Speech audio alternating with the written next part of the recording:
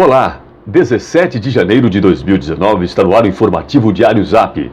O concurso 2116 da Mega Sena de verão, que será realizado hoje, promete pagar prêmio em torno dos 27 milhões de reais. As apostas podem ser feitas até às 18 horas. O governador do estado do Ceará, Camilo Santana, classificou como terrorismo a onda de ataques registrada no estado desde o início do ano.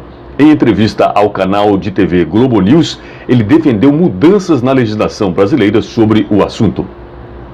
O Diário Oficial da União divulgou a nomeação do general do Exército Franklin Berg Ribeiro de Freitas como novo presidente da Fundação Nacional do Índio, FUNAI. Ele tem origem indígena e já comandou o órgão no governo Temer. Com excesso de oferta no continente, os países da União Europeia aprovaram a imposição de barreiras contra o aço brasileiro. Pela proposta, 26 produtos cirúrgicos serão taxados. Assim, o Brasil deve buscar uma aproximação com a China.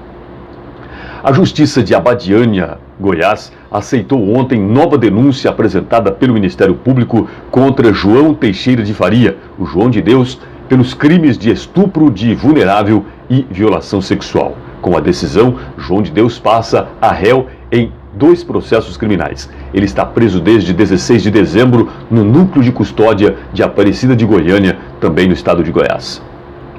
Em Brasília, o presidente argentino Maurício Macri disse em tom duro reconhecer a Assembleia Nacional da Venezuela como único poder legítimo do país. Jair Bolsonaro defendeu o Mercosul enxuto com abertura comercial e redução de barreiras. Durante encontro com o ministro da Economia, Paulo Guedes, o governador do Mato Grosso, Mauro Mendes, afirmou que decretará calamidade financeira no estado. Diz que o estado do Mato Grosso agoniza pelo excesso de despesa, pelo crescimento da folha e por repasses que o governo estadual não consegue mais suportar.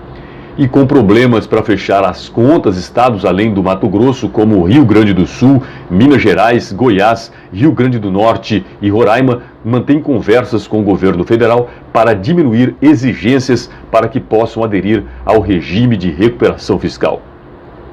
E confira agora destaques dos principais jornais do país. Jornal Estado de São Paulo, governo quer limite à soma de aposentadoria e pensão. Entre as propostas que estão sendo elaboradas pela equipe do ministro da Economia, Paulo Guedes, para a reforma da Previdência, está a adoção de um redutor nos casos de pagamento acumulado de aposentadoria e pensão. O Brasil é o único país que ainda permite o acúmulo de mais de um benefício previdenciário, o que gera um custo de 64 bilhões de reais. O plano é que o desconto cresça quanto maior for o valor da soma dos benefícios. O pagamento integral seria mantido apenas até um salário mínimo. O jornal Folha de São Paulo destaca: militares se movem para que reforma da Previdência os exclua. Com 7 ministros militares em seu primeiro escalão, o presidente Jair Bolsonaro enfrenta lobby das Forças Armadas que desejam ficar fora da proposta da reforma da Previdência, tida como vital para reorganizar as contas públicas. Entre as medidas que podem incluir os militares, está em estudo o aumento do tempo de serviço mínimo de 30 para 35 anos.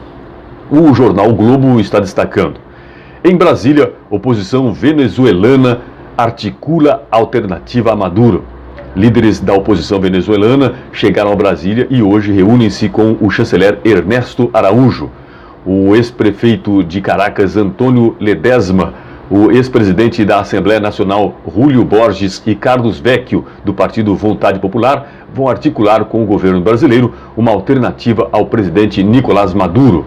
O trio desembarcou no mesmo dia em que os presidentes Jair Bolsonaro e Maurício Macri, da Argentina, reforçaram em seu primeiro encontro a necessidade de um governo legítimo para os venezuelanos. E agora, com informações da agência Clima Tempo, veja como fica o tempo hoje no estado de São Paulo e no sudeste brasileiro. O forte calor e alta umidade do ar que vem predominando esta semana vão ganhar o reforço de uma frente fria que passa afastada no mar, na altura de São Paulo, mas ajuda a aumentar as áreas de instabilidade ao longo desta quinta-feira.